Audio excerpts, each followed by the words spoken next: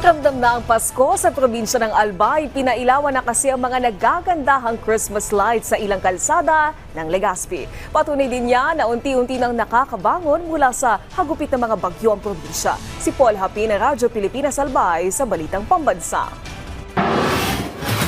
Sa kabila ng pananalasa ng mga nagdaang bagyo, tuloy pa rin ang pagdiriwang ng Pasko sa probinsya ng Albay.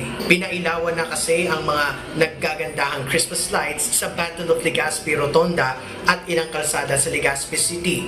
Pinangunahan ni Legazpi City Mayor Alfredo Garbin ang pagpapailaw na sinabayan pa ng music performance mula sa Mariners Marching Band.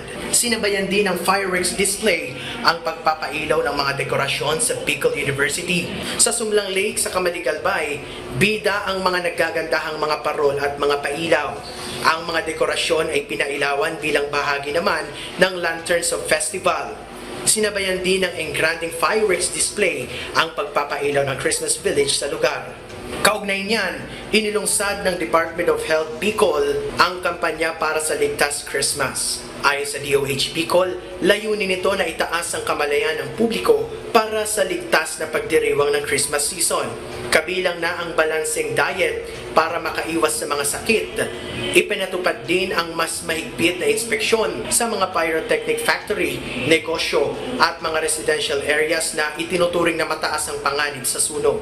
Dito makikita na sa maski anong pagsubok, tuloy pa rin ang pagdiriwang ng Pasko ng mga Bicolano at kailanman ay hindi nawawalan ng pag-asa, daanan man ng mga sakuna.